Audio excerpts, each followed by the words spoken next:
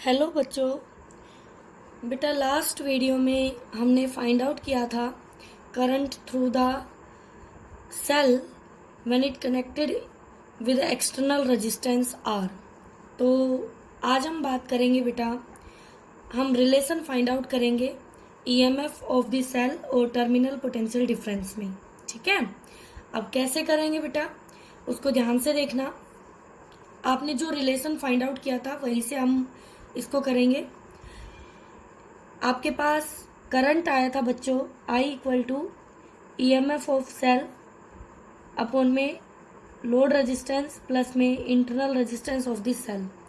तो बेटा इसको मैं ऐसे लिख सकती हूँ I into R plus R equal to E, और यहाँ से आई आर प्लस में I R equal to E, और बेटा ये आई आर इक्वल टू हो जाएगा E minus I R. R internal resistance of the cell है, करंट इन द सर्किट है। और बेटा इसको ध्यान से देखो, this is the current in the circuit and R load resistance, यानी आपको ध्यान आ रहा होगा ये पोटेंशियल डिफरेंस था ए टर्मिनल एंड बी टर्मिनल का, और जिसको हम V से रिप्रेजेंट कर रहे थे टर्मिनल पोटेंशियल डिफरेंस। तो क्या मैं ये लिख सकती हूँ therefore V equal to E minus I R. तो बेटा ये रिलेशन आता है आपका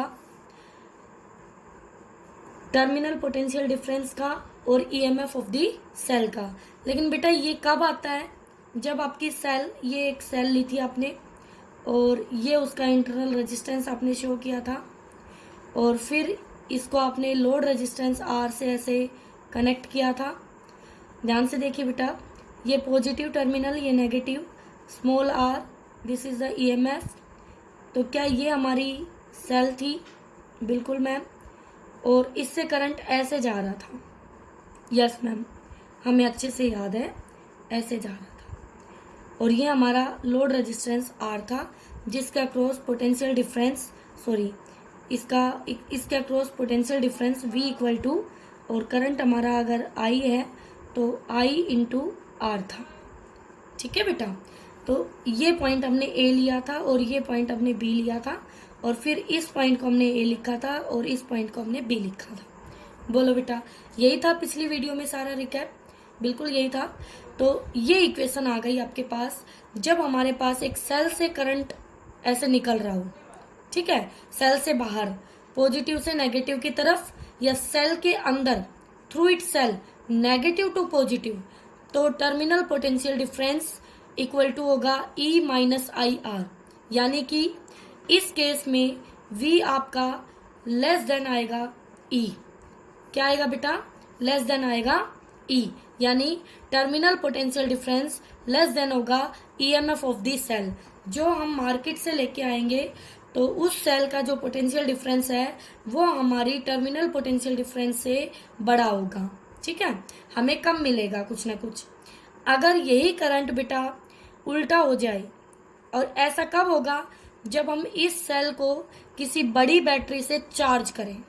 तो देखिए बच्चों ध्यान से, अब हम किसकी बात करने वाले हैं, देखिए ध्यान से। क्या ये बात आपको समझ आ चुकी है अच्छे से? ये आपका terminal potential difference, this is the EMF of the cell and internal, ये आपका क्या है? ये वो वोल्टेज है जो लॉस हो गया अंदर, इंटरनल लॉस। ओके, तो यहाँ से जब इसमें करंट जीरो हो जाएगा बेटा इस रिलेशन में, तो ये टर्म तो खत्म हो गई, करंट जीरो यानी ओपन सर्किट हो गया, यानी कि आपका सर्किट क्लोज नहीं है। तो जो ईएमएफ होगा वही क्या हो जाएगा? Terminal potential difference.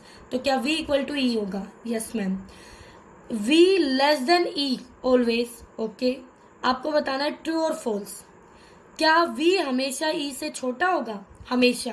क्या ये ट्रू और फॉल्स आपको बताना है? क्या ये सही है कि V always less than true और फॉल्स? नहीं बेटा, ये गलत है, हमेशा V लेस देन E नहीं होगा।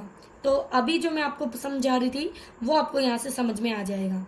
तो ध्यान से देखना बेटा, पहले वाला केस वही अभी मैंने आपको समझाया है लास्ट फिगर से। इस सेल से करंट निकल रहा है, देखो पॉजिटिव टर्मिनल से ऐसे, और वो इस लोड के अक्रॉस जाके वोल्टेज ड्रॉप दिखा रहा है V। तो क्या आपने यही इक्वेशन डिराइव की थी अभी?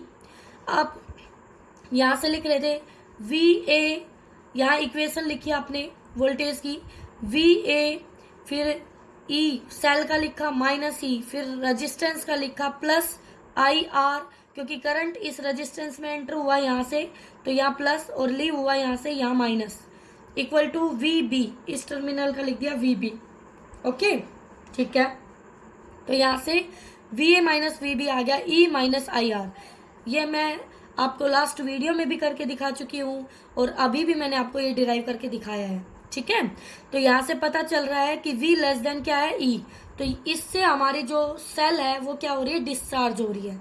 क्या हो रही है बेटा, डिस्चार्ज। तो इस सर्किट को हम कहेंगे डिस्चार्जिंग ऑफ सेल का सर्किट। तो ये हो गई डिस्चार्जिंग। तो चार्जिंग कैसे होगी बेटा, लोड की जगह हम एक चार्जर लगा देंगे, तो ये पॉजिटिव टर्मिनल, ये नेगेटिव, ये सेल अपना करंट ऐसे भेजना चाहेगी बट ये वाली इधर भेजेगी, और चार्जर क्या है, वो इस सेल से बड़ी बैटरी है। ठीक है बेटा, तो अब ध्यान से देखिए, इसमें करंट ऐसे जाएगा, तो यहाँ रेजिस्टेंस में एंटर हुआ पॉजिटिव, यहाँ से लीव हुआ नेगेटिव। ठीक है, दिखाई दे रहा है बेटा। मैं इसका सर्किट आपको दोबारा बना के दिखाती हूँ अच्छे से, एक्चुअल में क्या हो रहा है, दोनों सर्किट देख लेना, फिर आपको कोई कंफ्यूजन नहीं होने वाली है। देखो बच्चों, आपके पास क्या है, पहला सर्किट तो था जो हम कई बार बना चुके हैं, सेल हमारी, उसका internal resistance. Okay, this is the load resistance. ठीक है भाई, ये आर, ये ई, ये स्मॉल आर, ये प्लस, ये माइनस। ओके, डिस्चार्जिंग केस, यहाँ से इसका करंट चला तो इसको हमने ऐसे क्लोज कर दिया। ठीक है, ये करंट आई ऐसे गया, ओके फ्लो कर गया, इस पॉइंट को ए, इस पॉइंट को बी कहा। तो इक्वेशन यहाँ से लिखी थी, तो इसमें करंट ये ऐसे आया, तो रेजिस्टेंस पे बेटा ऐसे ये करंट ऐसे आएगा, तो इस पे प्लस और यहाँ माइनस। तो आपने लिखा बेटा वी ए, फिर सेल का आया माइनस ई, फिर रेजिस्टेंस का आया प्लस आई आर, फिर बी टर्मिनल आया, तो V A minus V B लिखा आपने, ई माइनस आई आर, और ये आपने लिख दिया था V के इक्विवेलेंट। ये potential difference V A minus V B आपने V ले लिया था। तो यहाँ से हमें पता चला कि जो V है वो लेस होगा E, किस केस में, डिस्चार्जिंग केस में। तो डिस्चार्जिंग केस दो तरह से समझिए। डिस्चार्जिंग केस में करंट सेल के बाहर पॉजिटिव टर्मिनल से नेगेटिव जाएगा, लेकिन थ्रू इट इस सेल के अंदर नेगेटिव टू पॉजिटिव जाएगा। ध्यान रखना बेटा इस बात को। अगला सर्किट है हमारा, नेक्स्ट सर्किट में क्या कहता है बेटा कि हम यहाँ पर एक चार्जर ले लेंगे लोड की जगह। ये हमारी सेल थी, बिल्कुल ये हमारा रेजिस्टेंस था। ओके, और यहाँ हमने एक चार्जर ले लिया है, ये हमारा चार्जर है जो इस सेल को चार्ज करेगा। तो ये इसका पॉजिटिव, ये इसका नेगेटिव, सेल का positive negative, internal resistance R, EMF ई, ये हमारी सेल हो गई। तो अब इसमें चार्जर से ये करंट भेजेगा इस सेल को चार्ज करने के लिए। तो करंट आई ऐसे चला दिया भाई, ये आई चला, ये टर्मिनल ए और ये टर्मिनल बी। अब इसमें करंट ऐसे घुस रहा है, तो यहाँ रेजिस्टेंस पर यहाँ एंटर कर रहा है, तो ये प्लस और ये माइनस, और ये करंट ऐसे चला गया।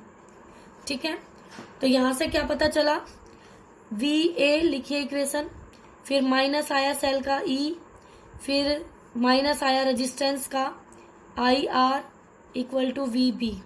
तो यहाँ से V A minus V B हुआ बच्चों ई प्लस आई आर। तो ये हो गया हमारा पोटेंशियल डिफरेंस वी टर्मिनल। तो यहाँ से वी जो बना वो ई प्लस आई आर बना, जबकि डिस्चार्जिंग केस में ई माइनस आई आर बना था बेटा। तो इस केस में आपका वी क्या आ गया, ग्रेटर देन ई आ गया। ई में कुछ ऐड हो रहा है बेटा, इसका मतलब वी क्या है, बड़ा है ई से। तो जब हमारी सेल चार्ज होगी तो करंट आउटर सर्किट में सेल के नेगेटिव से पॉजिटिव जाएगा, बट सेल के अंदर पॉजिटिव टू नेगेटिव जाएगा। ठीक है बेटा, अच्छे से समझ गए होंगे कि चार्जिंग और डिस्चार्जिंग ऑफ द बैटरी में क्या होगा। तो हमेशा टर्मिनल पोटेंशियल डिफरेंस लेस नहीं होगा ईएमएफ से, ये बड़ा भी हो सकता है। किस केस में? जब एक सेल को चार्ज किया जाएगा तब। ओके, चलिए तो अब देखिए बेटा, हमने डिस्चार्जिंग चार्जिंग दोनों केस अच्छे से समझ लिए हैं। तो एक छोटा सा क्वेश्चन है जो इस पे बेस्ड है, आपको ये कॉन्सेप्ट क्लियर कर देगा। क्वेश्चन क्या कह रहा है, क्वेश्चन वो देखिए। इसमें कह रहा है कि पोटेंशियल डिफरेंस जो है एक बैटरी का वो 8.5 वोल्ट है, लेकिन वो तब है जब आई करंट 3 एम्पियर फ्लो कर रहा है थ्रू इट, मतलब उस सेल के थ्रू फ्लो कर रहा है, नेगेटिव टू पॉजिटिव। तो सेल के थ्रू नेगेटिव टू पॉजिटिव कौन से केस में होता है, चार्जिंग में या डिस्चार्जिंग में? सेल के थ्रू नेगेटिव टू पॉजिटिव। आपको एक याद रखना है कि डिस्चार्जिंग में सेल अपने पॉजिटिव टर्मिनल से नेगेटिव की तरफ करंट भेजती है आउटर सर्किट में, तो अपने अंदर से नेगेटिव टू पॉजिटिव भेजेगी। तो क्या ये डिस्चार्जिंग केस हो गया? यस मैम, फर्स्ट केस हो गया हमारा डिस्चार्जिंग। ठीक है, ओके। फिर कहता है कि जब करंट 2 एम्पियर फ्लो करेगा अपोजिट डायरेक्शन में, अब करंट की डायरेक्शन पहले के अपोजिट हो गई, तो पहले जिस डायरेक्शन में था अगर उसके अपोजिट होगी, तो पहले अगर डिस्चार्जिंग था तो अब अपने आप समझ जाओ बेटा चार्जिंग, क्योंकि करंट की डायरेक्शन बदल गई। तो पोटेंशियल डिफरेंस है 11 वोल्ट। ठीक है, find internal resistance and EMF of the cell. ये आपको लिखा हुआ है कि चार्जिंग में करंट कैसे और डिस्चार्जिंग में करंट कैसे होगा, और उनका टर्मिनल पोटेंशियल डिफरेंस का क्या रिलेशन है। ठीक है, अब देखो बेटा, क्या मैं फर्स्ट केस अप्लाई करूं डिस्चार्जिंग केस? तो डिस्चार्जिंग में मेरी जो टर्मिनल पोटेंशियल होती है वो E माइनस आई आर होती है, और टर्मिनल V गिवन है 8.5, E निकालना है हमें, माइनस करंट 3 दिया है बेटा, और R हमें कैलकुलेट करना है। फिर हम सेकंड केस की तरफ जाएंगे जो कि हमारा चार्जिंग केस है। तो V equal to E plus I R बेटा, V गिवन है 11 और E फाइंड आउट करना है, I आपका 2 है और R फाइंड आउट करना है। क्या इन दोनों इक्वेशन की हेल्प से जब हम इसको सोल्व करेंगे तो हमें R 1/2 यानी 0.5 ओम मिलेगा और E हमारा 10 वोल्ट मिलेगा। ठीक है बेटा, तो E आपका 10 वोल्ट है, तो देखो 10 वोल्ट आया आपका E, तो जब आपका 8.5 होगा तो वो डिस्चार्जिंग होगी, और जब 11 होगा तो वो चार्जिंग केस होगी। ठीक है बेटा, और यहाँ पर आप ऐसे भी अपने बेसिक कॉन्सेप्ट से आइडिया लगा सकते हो कि ये पोटेंशियल डिफरेंस इस पोटेंशियल डिफरेंस से कम है, तो कम टर्मिनल पोटेंशियल डिफरेंस कम तभी होता है जब डिस्चार्जिंग होती है, और यहाँ करंट की डायरेक्शन अपोजिट है, यानी कि एक केस चार्जिंग और एक केस डिस्चार्जिंग है, तो चार्जिंग केस में ज्यादा पोटेंशियल होता है टर्मिनल, और डिस्चार्जिंग में कम होता है। तो बेटा इस क्वेश्चन में आप यहाँ से भी आइडिया लगा सकते थे। ठीक है बच्चों, यहाँ तक आपको अच्छे से करना है।